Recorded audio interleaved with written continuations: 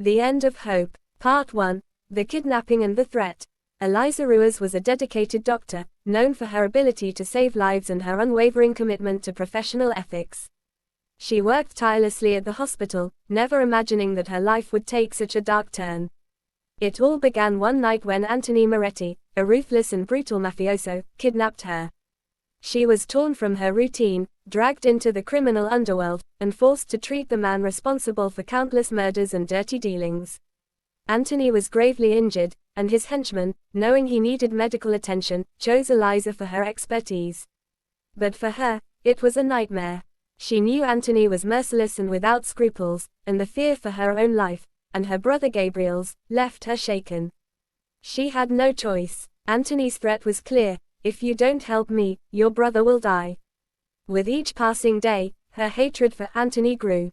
He was cold, calculating, and though physically weak, his intimidating presence never faded. His mansion was a refuge of opulence, but for Elisa, it was nothing more than a gilded prison, with no chance of escape. Forced to work in silence, she did everything she could to keep him alive, but her heart was filled with contempt. Anthony watched her every move with a piercing gaze, and something in his eyes suggested that he was beginning to take an unsettling interest in her. Elisa could never understand what drew him to her. To her, he was nothing more than a monster disguised as a man. Part 2. The Forced Marriage. After weeks of treatment, Anthony recovered. His body was still weak, but his power remained intact.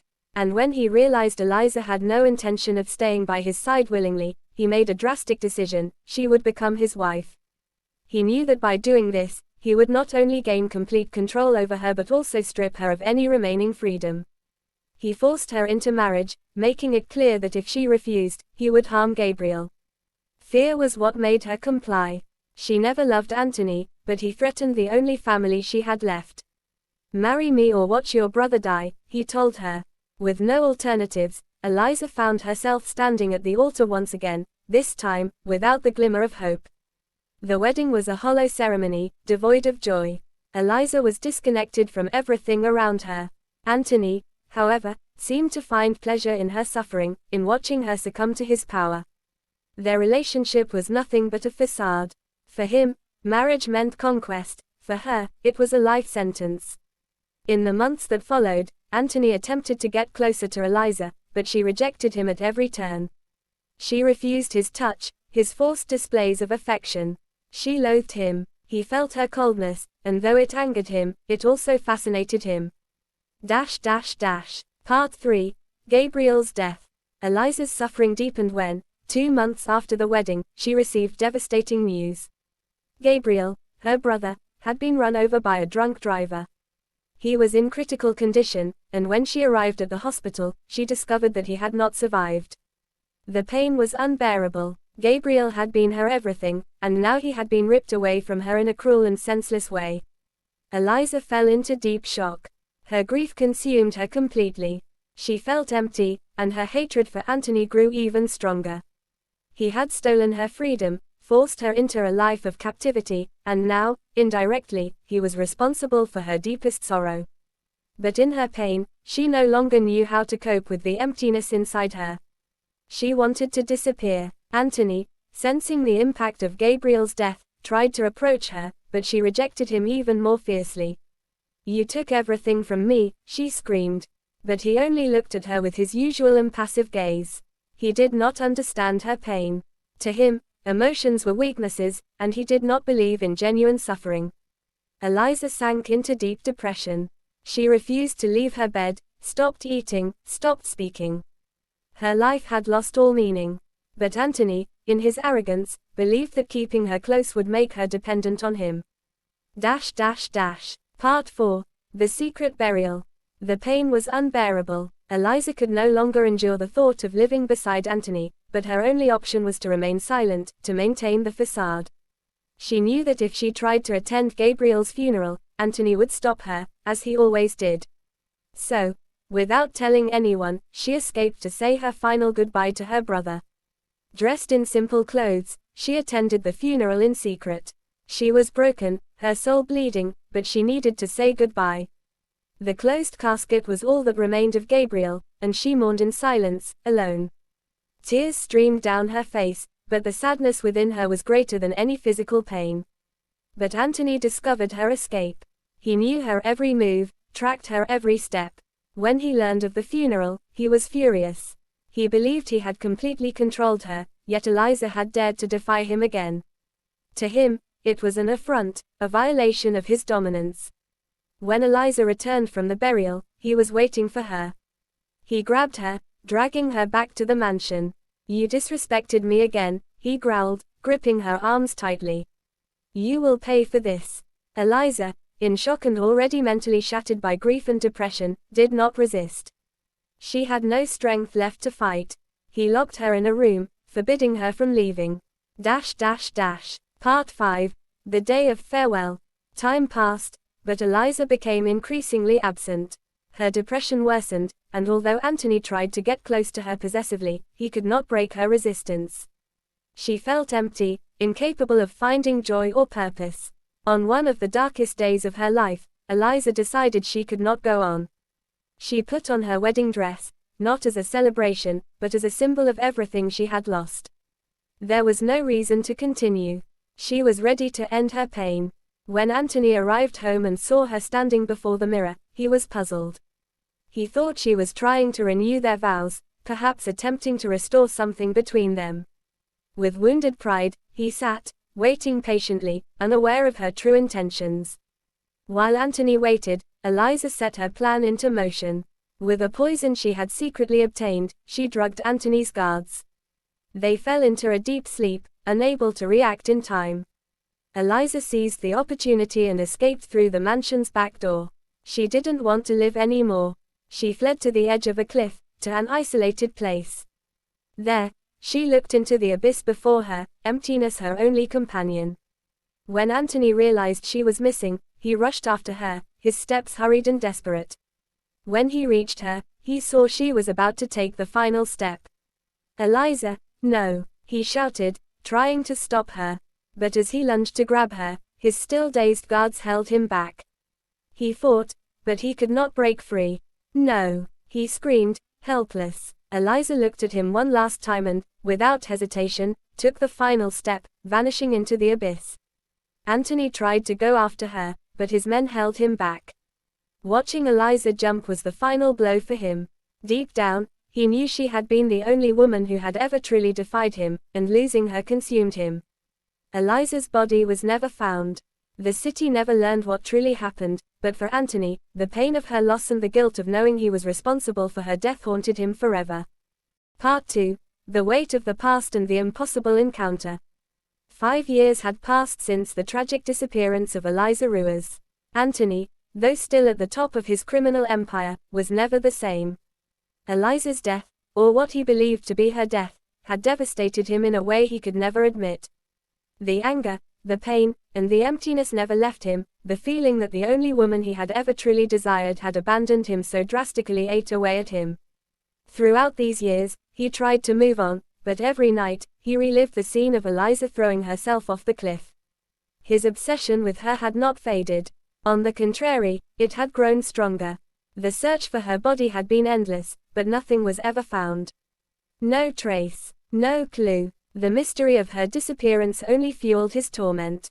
Every day, he tried to distract himself with business and luxury, but the memory of Elisa, her sad eyes, her expression of pain, haunted him. He, who always controlled everything around him, could not control what he felt for her. What tormented him most was the idea that he might have been able to save her, but he had never known how. Anthony started searching for more clues about her. He wanted to understand more deeply who Elisa really was. As much as she had seemed submissive in his presence, there was something in her soul that Anthony had never fully grasped.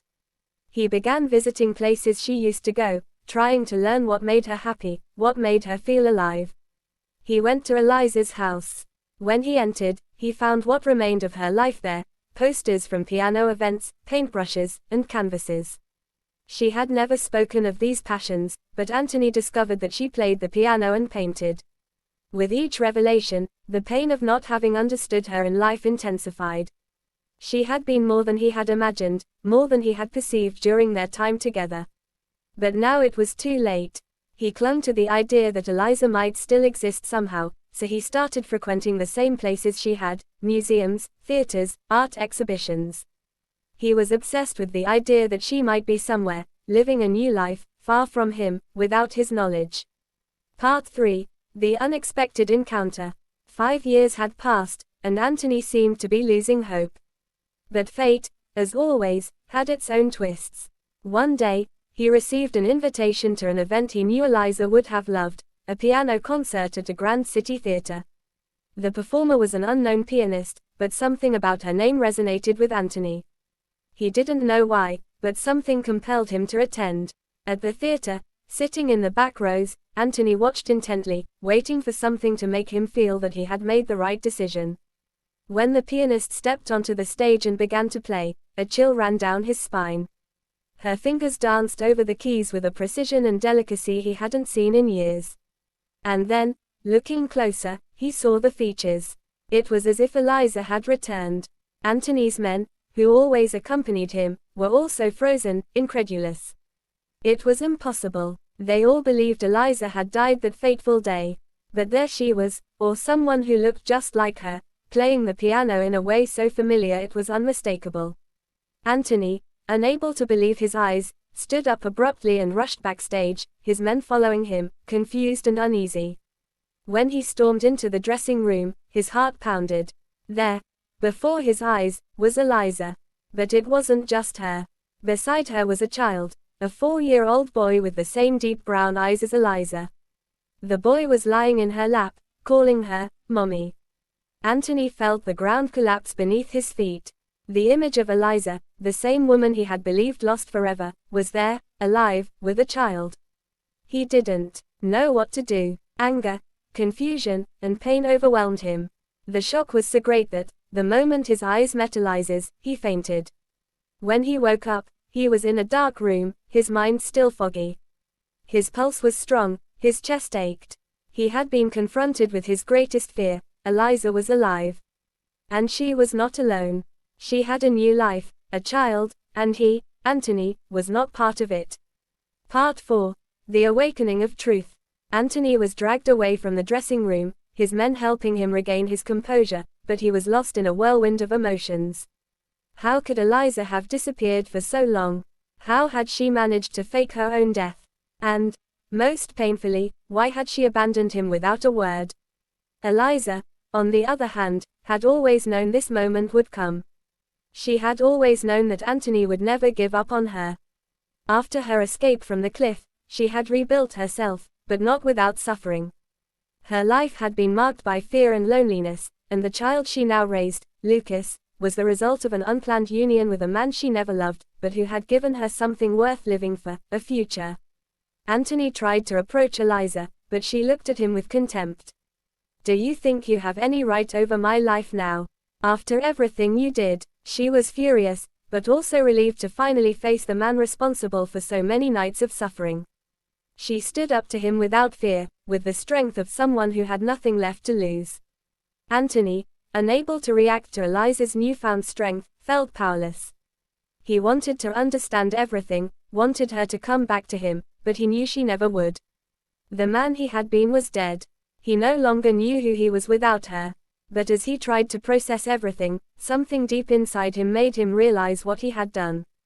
He had destroyed her life, forced her to flee, and now, faced with her new reality, he didn't know how to ask for forgiveness. Part 4. The Unexpected Encounter, Elisa's Lie. Anthony was paralyzed. His eyes were fixed on the woman before him, and the sense of déjà vu was overwhelming. She was there, exactly as he remembered, her unmistakable beauty, the gaze he could never forget. But there was something different, something that made his heart race. She seemed more distant, colder. Elisa. The word left his lips like a fragile thread of hope. He didn't want to believe she was really there, but his mind couldn't process what his eyes were seeing. She looked at him, bewildered, without recognition. Her stare was empty, as if he were just another stranger. Then, she spoke, with a chilling calm that sent shivers through him. "I don't know what you're talking about. My name isn't Elisa. I'm Bianca." Anthony stood frozen. He tried to process her words, but they made no sense. Bianca. How could she be Bianca? The woman he loved, the woman he knew was Elisa, was standing before him, but everything she said was a lie. He refused to believe it. "You're mistaken," he said, his voice trembling, his eyes locked onto hers. "I know you're Elisa. I know who you are." But Bianca remained firm, her eyes even colder, and she took a step back, as if wanting to distance herself from Anthony. "No. You're wrong. My name is Bianca, and I'm Lucas's mother. He is my son with my late husband, Theodoro." The name Theodoro sent a sharp pain through Anthony's chest. How could she deny everything? The future they faced was irreversibly marked by lies, secrets, and a love that, though once real, had turned into something unrecognizable. Now, Elisa, under the identity of Bianca, was truly pretending not to remember Anthony, creating an emotional barrier between them, keeping the necessary distance to protect herself, while Anthony sank deeper into doubt and obsession. Part 12. Bianca's Past and New Beginning. Bianca had already finished her performances in that city. After months of shows, she knew it was time to move on, but there was something she needed to do before leaving. Something that still tied her to her past, something that, despite all her efforts to leave behind, always pulled her back. She needed to visit her brother Gabriel's grave. She knew it would bring her pain, but the longing she felt for him was stronger. With hesitant steps, Bianca made her way to the cemetery, where her brother's name was engraved on a cold, impersonal stone. As she approached, her eyes filled with tears. Bianca's heart, always tormented by memories, felt heavy, as if all her past emotions were finally overflowing. She fell to her knees before the grave and broke down in tears. "I'm sorry, Gabriel. I'm sorry I couldn't save you," she murmured, feeling the pain of loss like a knife in her chest. "I wish I had done more. I wish you had lived longer. I failed you." The tears kept falling, and Bianca remained there for a long time, unsure if time would truly help heal her pain or if she was just sinking deeper into her own solitude. Part 13. The Attempt and Survival. 2 years ago, Bianca had reached a point in her life where the pain became unbearable. The weight of Anthony's lies, the pressure of having to hide who she really was, and the deep grief over losing her brother had drained all her hope. In desperation, she attempted to take her own life, believing it was the only way to find peace. However, fate had other plans for her. The day it happened was still fresh in her memory. She threw herself off the cliff, intending to disappear forever, but the sea did not embrace her as she had expected. Instead, what seemed to be the end of her life was the beginning of a new journey. She was rescued by a fisherman, a simple man with a generous heart. He found her adrift, barely conscious, and with great effort, managed to bring her back to the safety of his small village. Bianca remained in a coma for a month. When she woke up, the pain of her loss was still alive inside her, but what surprised her the most was what she discovered. Her belly, now visibly round, revealed that she was pregnant. The fisherman, who would become her closest friend, explained that she had been in a fragile state of health when he found her and that he had taken care of her as best he could. He had looked after Bianca, helping her recover without ever questioning what had happened before. During the time she was unconscious, the fisherman had become a constant presence in her life, and when she woke up, he was there, by her side. The fisherman, named Marcos, became more than just a friend. He became someone Bianca trusted, the only person who knew about the traumas she had endured and the story of her child. Not only did he become the boy's godfather, but he also acted as a father figure to him. Marcos' unconditional love and patience were the pillars that helped Bianca begin to rebuild herself. Over time, she distanced herself from the past that had tormented her and embraced the new life growing inside her, a child who represented continuity, hope, and perhaps, a chance to start over. Part 14. The Encounter with the Past. Now, back in the city where it all began, Bianca looked behind her, toward the cemetery where she had just said goodbye to her brother Gabriel, and wondered how far she could keep running. She knew she couldn't escape the past forever. Anthony was still out there somewhere, still obsessed, still clinging to memories of Elisa, still searching for answers. But Bianca was no longer the same woman. She had found strength, not through hatred or fear, but through love and healing. She knew there was still much to do, but her mission now was to protect her son and ensure he had a peaceful life, far from the ghosts that haunted her. As Bianca walked away from her brother's grave, a strange feeling washed over her. Something inside her told her that Anthony was not far away. She felt the weight of the past, still so present, and knew that the inevitable encounter with him would be the final stage of this journey. She was no longer the woman who had tried to end her life years ago. Now, she was stronger. And with Marcos by her side, she knew she could face anything, even the man who had kidnapped, manipulated, and destroyed her, a man she had left behind but who, without a doubt, had not forgotten her. The future was still uncertain, but Bianca was now willing to live, for her son, for her new life. And if necessary, she would do whatever it took to protect him and leave the past where it belonged, buried. Part 14. The Encounter with the Past. Now, back in the city where it all began, Bianca looked behind her, toward the cemetery where she had just said goodbye to her brother Gabriel, and wondered how far she could run. She knew she couldn't escape the past forever. Anthony was there, somewhere, still with his obsessions, still clinging to his memories of Elisa, still searching for answers. But Bianca was no longer the same woman. She had found strength, not through hatred or fear, but through love and healing. She knew there was still much to be done, but her mission now was to protect her son and ensure he had a peaceful life, far from the ghosts that haunted her. As Bianca walked away from her brother's grave, a strange feeling enveloped her. Something inside her told her that Anthony was not far away. She felt the weight of the past, still so present, and knew that the inevitable encounter with him would be the final stage of this journey. She was no longer the woman who had once tried to take her own life. Now, she was stronger. And with Marcos by her side, she knew she could face anything, even the man who had kidnapped, manipulated, and destroyed her, a man she had left behind but who, without a doubt, had never forgotten her. The future was still uncertain, but Bianca was now determined to live for her son, for her new life. And if necessary, she would do whatever it took to protect him and leave the past where it belonged, buried. Part 16. The Final Encounter. Bianca had already turned her back on Gabriel's grave, her heart heavy but determined. The weight of all the memories, the pain, and the lies Anthony had built over the years was still with her, but she could no longer allow him to consume her. She knew her life was now on a different path, far from the man who had imprisoned her in a dark past. She needed to move on, continue her journey, and protect the child she now carried with her. As she took a few steps toward leaving the cemetery, the sound of heavy footsteps made her stop. Bianca's heart leapt, and a cold sensation ran down her spine. She didn't need to turn around to know who it was. It was him, Anthony. She had already felt his presence before, that feeling that the past would never leave her, like a constant shadow. He had come after her once again. She didn't know what he wanted, but what else could he offer her besides pain?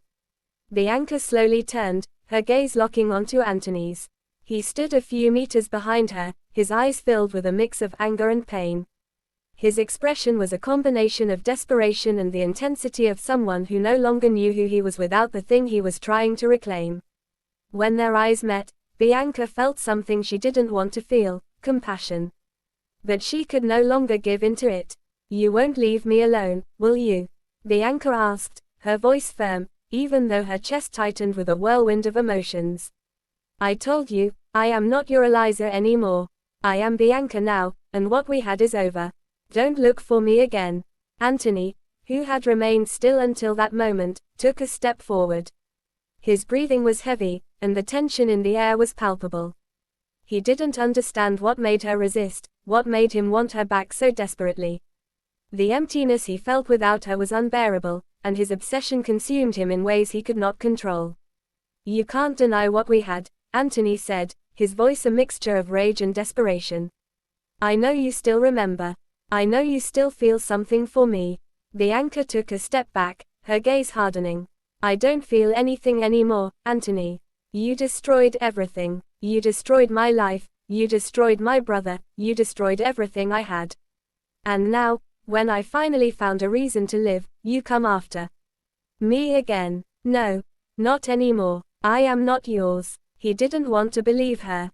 Anthony couldn't believe it. He couldn't accept that the woman he had lost in such a brutal way was now so far from him. He had searched for her, called her back into his life in every possible way, but she was determined to move on. I'm not asking you to come back to me, Elisa, Anthony said in a low, tense voice, as if it were his last chance. I just want you to look at me. To tell me that everything we lived wasn't in vain. That you don't hate me, that there's still something inside you that remembers what we had. Bianca took a deep breath, her hands clenching into fists. Every word he spoke felt like it was pulling her into an abyss she no longer wanted to visit. She hated him for everything he had done, but at the same time, she understood his pain.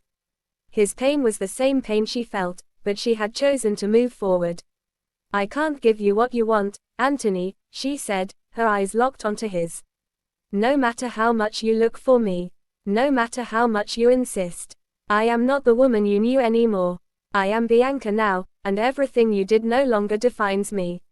What happened between us is in the past, buried. I have a life now, a life you can no longer control. He looked at her with empty eyes, as if her words didn't make sense to him. Anthony was broken inside, unable to accept that she had moved on, that she had a new life and a new purpose. He took a step closer, but before he could say anything, Bianca took another step back, more determined than ever to get away from him. I will never be yours again, Anthony. I am not your possession. And if you try to control me again, I won't hesitate to fight back. She was no longer afraid. She was no longer afraid of him or of what he could do.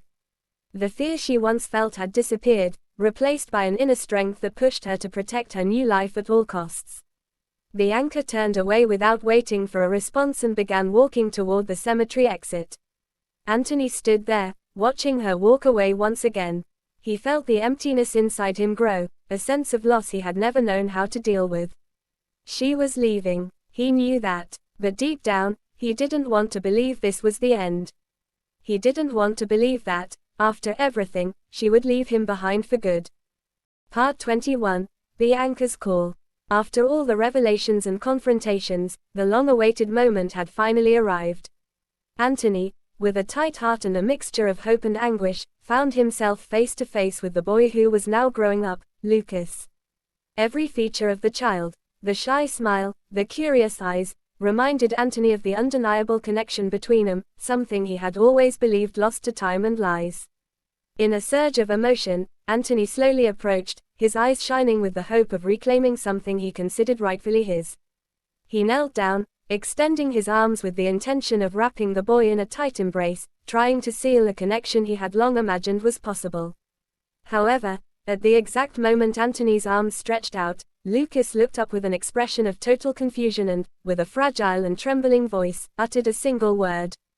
Bianca. The word echoed in the silence of the room, like a cry that denied any bond with the man attempting to approach him. For the boy, that name was synonymous with safety, affection, and a home where his true mother had always been present. And in that instant, the embrace Anthony had dreamed of turned into an impenetrable barrier, raised by the innocence and memory of Bianca. Anthony froze. The warmth he had hoped to find in his son's arms dissipated, replaced by a piercing sense of rejection. He felt, with all its intensity, that the years of distance, the secrets, and the lies had created an abyss so deep that no gesture of affection could bridge it. Lucas, with his determined gaze, continued to call, Bianca, reaffirming his truth without needing further explanations. In that moment, silence took over the room. Anthony, torn between pain and despair, realized that the bond he so desperately wanted to rebuild no longer belonged to him. The embrace he had envisioned as the reconciliation of a troubled past now symbolized the insurmountable distance he would never be able to close. As Lucas stood there, unaware of the turmoil of adult emotions, the truth became clear: the boy knew and loved only Bianca. Anthony, with his heart shattered, understood that no matter how hard he tried, his presence would never be enough to take the place of a true mother. At that moment, he grasped that time and choices had sealed an irrevocable fate, where Bianca and the boy's truth prevailed, leaving Anthony alone before a past he could never rewrite. Part 22, The Threatening Message. Anthony remained in the corridor of his apartment, his heart pounding as the minutes dragged on. He had waited, feverishly hoping that Elisa would appear, to discover the truth, to see firsthand that their son was under his care. In his mind, her arrival meant not just a reunion but the opportunity to reclaim what he believed was rightfully his. However, Time passed with no sign of her. The door never opened, and the oppressive silence only deepened his despair and anxiety. When the clock marked an eternity, the sharp vibration of a notification on his phone shattered the silence. With a hesitant gesture, Anthony opened the message, a voice recording, sent in a cryptic and enigmatic manner. The message was cold and direct. Marcos' cartel was on its way, and soon, they would pay him a personal visit. The words, spoken with implacable authority, hit him like a punch. Marcos, the same man Anthony had once believed to be just a fisherman, who had years ago revealed himself as one of the great commanders of the Italian underworld, was now sending his army to collect a debt, to settle accounts. The weight of the revelation shook Anthony to his core. He had imagined that Elisa would finally appear, and in the face of their reunion, perhaps she would be forced to acknowledge the truth he so insistently clung to. But instead, her absence had been replaced by an inescapable threat. Marcos' cartel's warning not only crushed any hope of reconciliation but also imposed a new power struggle, one where the rules were dictated by blood and loyalty. As his anxiety grew and the night's darkness thickened outside, Anthony realized he was now cornered by forces far greater than himself, and that the battle ahead could finally determine the fate of everyone involved. Part 23, The Painful Reunion. Anthony opened the door, prepared to face one of the men who had caused him so much distress. But to his surprise, standing beside Marcos was Elisa, or, as she now insisted on being called, Bianca. The encounter, which he had assumed would be merely a settling of accounts, turned into a spectacle of conflicting emotions. Before Anthony could fully grasp the scene, his son, who had been in another room, ran toward them. With an innocent smile and disarming joy, the boy shouted, "Daddy, Mommy!" The cry echoed through the corridor and froze time for Anthony. In an instant, his heart shattered into 1,000 pieces. The sound was not just a familiar greeting but a painful confirmation that the boy, his Lucas, saw another man as a father. As Marcos' arms extended to welcome the child, the boy called, "Mommy," to Elisa, reinforcing a bond Anthony could never claim as his own. Anthony's gaze, fixed and desolate, reflected the bitter realization, the son he had loved and longed to reclaim now recognized another man as his father. And in that moment, his words, pleas, and past threats dissolved before an irreversible truth. The emptiness, the pain, and the sense of abandonment swirled inside him as he watched helplessly, witnessing the undeniable reality that, for Lucas, home had been rebuilt without him. The reunion Anthony had yearned for as a way to right the past had instead delivered the final blow. His heart, once filled with hope and obsession, now lay in pieces, fragmented by the painful truth that he was no longer, and perhaps never again would be, a part of the life of the son he so deeply loved. Part 24, The Impossible Explanation. Anthony could barely contain the storm of emotions raging inside him as he faced Elisa, or rather, Bianca, as she now insisted on being called, and Marcos. The impact of the reunion and the revelation about Lucas still pulsed in his chest, and now, in Marcos' presence, his anger and disbelief only grew stronger. His eyes burning, he took a step forward and, barely able to control his voice, demanded, "Elisa, how could you marry Marcos? This is impossible. In the Mafia, there's a code of honor, you never take the woman of another cartel." Silence hung in the air, heavy with unspoken truths. Marcos remained impassive, but his eyes held a cold, calculated calm. Bianca, her expression hardened and lips pressed together, took a deep breath before answering, her voice firm yet filled with pain. "Anthony, you will never understand. This is not about desire or dishonoring a code. I didn't marry Marcos out of love, I did it to survive. When everything collapsed, when you left me alone with my scars and the constant fear, Marcos was the one who offered me a way out. He protected me, pulled me back from an abyss I couldn't escape." Anthony felt the ground tremble beneath his feet. He struggled to accept the reality unfolding before him, but each of her words was a blow, a confirmation that time and choices had sealed a fate he had never imagined. The tension in the room was nearly suffocating. Anthony, still consumed by desperation, could not accept the explanation. His gaze searched hers for a trace of weakness, any sign that the woman he had known still existed. But all he found was the unwavering resolve of Bianca, a woman who had risen from the ashes. At that moment, Anthony knew, The woman he had loved had chosen a path where he no longer belonged. And, even worse, Lucas, the boy he believed to be his legacy, now called another man father. The silence that followed was deafening. And in that silence, Anthony faced the brutal truth. In a world ruled by codes and impossible choices, everything he held dear had slipped through his fingers. Part 24. The Impossible Explanation.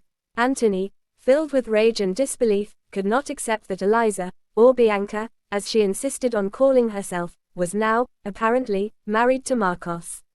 To him, that union was an affront to the most sacred principles of the mafia. One never takes another cartel's woman. In his world, the code of honor was absolute, and the idea that Marcos could have assumed such an intimate role alongside Elisa was simply unthinkable. With his eyes sparkling with anger, Anthony confronted Marcos, who was nearby, in a tense environment charged with expectation. "Explain this to me, Marcos," Anthony demanded, his voice full of indignation. "Elisa is married to you now. This is impossible. In our line of work, one never takes another cartel's woman. How can you be by her side like this?" Marcos stood tall, his eyes cold and calculating, but showing no intention of yielding to Anthony's assault. He took a deep breath before responding with an almost unshakable calm. "Anthony, let me clarify something. Elisa and I are not a couple. We are just friends, nothing more." Anthony snorted, incredulous, while Marcos' gaze remained impassive. The mafioso wasn't backing down and insisted vehemently. "Friends? You say you're just friends. Then how do you explain that Lucas, the boy, calls you Dad?" Marcos smiled with a touch of irony, and his voice, though calm, was firm. "Lucas sees me as a father figure, Anthony, and not as the result of a romance between me and Elisa. I've been there for him since he was little. I was the only figure of support, the only man who truly cared for him." Anthony felt a knot form in his stomach. He tried to process the explanation, but the sound of Marcos' words felt like an insult to his honor and desires. "This can't be true," Anthony exclaimed, his voice choking with emotion. "You know as well as I do that in the mafia, blood ties and honor do not break like this. If you are presenting yourself as a father to Lucas, then the boy should be my son, not some simple friend's." Marcos raised a hand, interrupting Anthony's outburst. "Anthony, I'm not here to take anything from you. Lucas has never had a father figure, and I simply filled that void. It's not about assuming a relationship with Elisa, but about taking care of a child who needs love and support."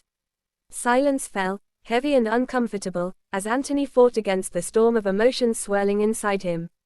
On one side, there was the unshakable conviction that the boy was his by right, the product of a connection he would never be able to erase. On the other, Marcos' cold explanation, backed by evidence that contradicted the lies of the past, made everything seem like an abyss of doubts and betrayals. "So you insist that it's just friendship?" Anthony asked, his voice trembling between anger and pain. Marcos nodded, his expression unmoving. "Yes, Elisa and I share a complicated history, but we were never a couple. And Lucas, well, he sees me as the only father figure he's ever had, something I've only accepted in good faith." Anthony stood there, amidst the confusion, his heart tight and his eyes filled with tears of frustration and hurt. Deep down, he knew the truth was more complex than his simplistic view allowed. However, the weight of loss, betrayal, and the unwritten rules of the underworld didn't allow him to accept so easily what Marcos was claiming. As the echoes of words faded into the air, Anthony found himself facing a painful choice: to continue fighting against a truth that cut him deeply, or to accept that, somehow, he had lost something that could never be reclaimed. The mafia code of honor was insurmountable, but the heart, he knew, sometimes entangles itself in paths that defy even the strictest rules. Answer. In that moment of tension and revelation, Anthony understood that the battle for control of his own story was far from over, and that the truth, as bitter as it was, would have to be faced, not with brute force, but with acceptance of the complexities of destiny. Part 25. Anthony's Ultimatum. Anthony, with a hardened expression and eyes blazing with determination, could no longer endure the uncertainties that were gnawing at his pride. In the midst of the tension hanging over the room, he advanced, interrupting the exchange of glances between Marcos and Bianca. With a thick and authoritative voice, he declared, "Enough. Lucas is my biological son, and that means he belongs to my cartel, not yours, Marcos. Elisa and I are married, and she must remain here, by my side." The words cut through the silence like sharp blades. Marcos, seemingly unfazed at first, blinked slowly, showing a hint of surprise before regaining his cold posture. Bianca, who had been struggling to maintain composure, raised her gaze with a mix of sadness and resignation. "Anthony," Marcos replied in a restrained voice, "you've always been obsessed with this concept of loyalty. But the reality is much more complicated than the codes you try to impose." Anthony clenched his fists but didn't allow any contradiction to sway him. He couldn't accept that, after everything, someone dared challenge his authority. Every fiber of his being screamed the need to reaffirm what he had always believed, that Elisa, his wife, and Lucas, his son, were part of his world, a world he ruled. "There's no room for doubts," Anthony continued, his voice choked with a mix of anger and hurt. "Lucas, our son, carries the blood that binds him to me. And if you insist on passing yourself off as just a friend, Marcos, know that it won't change the fact that the boy has my legacy. Elisa must stay with me, as she always should have." The room grew thick with tension. Marcos remained silent, his eyes evaluating Anthony with a calculating coldness. Bianca turned her gaze away, the weight of the ultimatum reflected in her features. In a world governed by codes of honor and unbreakable alliances, that declaration sounded like a direct challenge to the new order that had been established. Anthony expected that his unwavering authority and relentless claim would dissipate any doubt. But inside, a voice whispered that the choices of the past, the lies, the betrayals, and the losses, were deeper than mere cartel rules. Still, in that moment, he was determined. He would not let Marcos take from his domain what he had always believed was his by right. As the gazes crossed in a silent confrontation, the fate of blood ties, power, and love hung in the air, awaiting the outcome of a battle that would not only be of words, but of convictions that could change the course of everything. Part 26. The Choice Under Fire. The air was thick with tension when, suddenly, Anthony's men drew their weapons and advanced firmly against Marcos' men. The screams, the metallic sound of gunfire, and the smell of gunpowder filled the air. At that moment, the confrontation that had been becoming inevitable reached its peak. In the midst of the chaos, Elisa stopped, her heart racing and her eyes wide with terror at the scene unfolding. Every shot, every scream, made her stomach churn, and fear took over her soul. For the first time, she saw the violence up close, raw and inescapable. As the men fought, Elisa felt the weight of responsibility and danger becoming unbearable. Despite all the doubts, all the confusion surrounding her, she realized that the only safety, however imperfect it might be, was at Anthony's side. Power, as cruel as it might be, offered immediate protection from the whirlwind of violence that was now engulfing everything. With adrenaline pumping through her, she moved away from Marcos' men, heading towards Anthony. In a mix of fear and resignation, she stood beside him, as if, in that exact moment, that was the only choice for survival. "Anthony, stay with me," she pleaded, her voice trembling, as the sound of the clashes seemed to echo inside her chest. Anthony, surprised by Elisa's sudden change, paused for a moment. Although his expression was still full of determination and fury, he noticed the genuine terror in her eyes. It was as if, in that moment of desperation, she had finally surrendered to the brutal reality of the situation. Even knowing that this decision wouldn't erase the past or resolve the conflicts between the cartels, Anthony understood that Elisa, overcome by fear, had chosen to stay by his side. She needed protection in that moment, and he, with all his strength and authority, was the only one capable of providing a shield against the chaos that was unfolding. As the gunfire continued and men on both sides fought, Elisa clung to Anthony, her gesture driven more by the need to survive than any love that might have once existed between them. And, in that bloody confrontation, it became clear that, though the past had transformed into deep scars, the present demanded drastic choices. Amidst the confusion and the deafening violence, Elisa's decision, driven by pure instinct and fear, sealed a new chapter in a game of power and betrayals, where the rules, though still written by the Mafia Code, were forced to yield to the raw reality of survival. The resurrection of Anthony. After turbulent events and tense moments, something inside Anthony began to change. The unbearable man, consumed by the thirst for power and control, now faced something he could not control, the love of a son and the strength of a woman he could no longer manipulate. The loss of Elisa and Lucas, though temporary, made him deeply reflect on his choices, actions, and the consequences of his deeds. He realized that in trying to dominate everything around him, he had lost what truly mattered. Deep inside, Anthony knew that his feelings for Elisa were not just possessiveness, but a distorted love he never knew how to deal with. When he saw Lucas call another man Daddy, something inside him broke. He had lost, but perhaps it was still possible to regain what truly mattered. It was in the silence of the night, in his office, with hands dirty from the mafia's dirty work, that Anthony made his decision. He knew his past actions were unforgivable, but he was willing to try, even if it was difficult, to change the course of his life and fix his mistakes. He no longer wanted to live in the shadow of power, cruelty, and fear. He wanted, somehow, to become worthy of Elisa's love and, more importantly, to be a father to Lucas. Anthony began to slowly change. The first thing he did was stop his operations and ordered his men to cease the search for Elisa. He knew she needed space, the freedom to live with Lucas, and he was willing to give up his obsessive search. The real battle was no longer against her, but against the person he had become.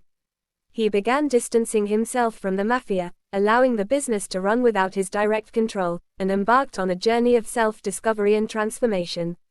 When Elisa learned about the changes, she was skeptical. She didn't believe Anthony could change so quickly, but something in his behavior seemed sincere. She was at peace with her new life with Marcos, but she couldn't ignore the fact that Anthony was finally trying to become a different man. One day, when Elisa was in the garden with Lucas, Anthony appeared at the door of her house, alone, without his henchman. He was nervous but determined. When he saw Lucas, too young to fully understand the situation, Anthony knelt beside him with a sincere look. I know I have no right to ask for forgiveness, but I want you to know that I'm trying to become a better person, he said, his voice trembling. I want you to have a better life, and most of all, I want you to know that I will take care of you. I will do everything I can to change myself. Elisa was silent, still doubting, but she felt something different in the air. Anthony, who had always been arrogant and merciless, was now here, vulnerable, and ready to take responsibility. Anthony looked at Elisa, his eyes full of remorse. I never thought I could feel this, but life showed me that there are things we can't control. You and Lucas are the best things that have ever happened to me. I know I don't deserve it, but let me prove that I can become a better man. Elisa remained silent for a long time. She looked at her son and then at Anthony. Deep inside, she knew that if he was truly changing, she couldn't stop him from trying. But it wasn't that simple. She had lost so much to get to this point, and the fear of being hurt again still haunted her. You need to show more than words, Anthony, Elisa said firmly. And you need to prove to me and Lucas that you've truly changed. Answer. Anthony began to quietly but sincerely participate in the lives of Elisa and Lucas. He started helping Lucas with homework, being there in ways he never had been before. He supported her in moments of pain, knew when she needed help, and at the same time, tried to earn Elisa's trust. Step by step. Marcos, although the real adoptive father of Lucas, saw the changes in Anthony and, over time, accepted that perhaps there was room for him in the lives of Elisa and Lucas. He knew Anthony had made mistakes, but he also recognized that people could change. Time passed, and gradually, the lives of Elisa and Lucas stabilized. Anthony didn't become perfect overnight, but his changes were sincere. He was gradually accepted back into the lives of Elisa and Lucas, but always with the condition that trust had to be earned anew. Slowly, he proved that he truly cared and was now ready to be the man that Elisa and her son deserved. 5 years later, Elisa, Lucas, and Anthony were at a simple celebration, marking life and love that had blossomed. Although Anthony couldn't erase the past, he had finally found redemption, not through power or control, but through the desire to become a better person. Elisa smiled, looking at the man beside her and at Lucas, and knew that despite the hardships, her choice to believe in Anthony's changes had been justified. They had rebuilt their lives, not without scars, but with the confidence that the future was now filled with possibilities. Answer. The story of Elisa and Anthony, marked by pain, fear, and betrayal, had now become a story of transformation, redemption, and love, a love that, despite the shadows of the past, bloomed in new ways, stronger and truer than they had ever imagined.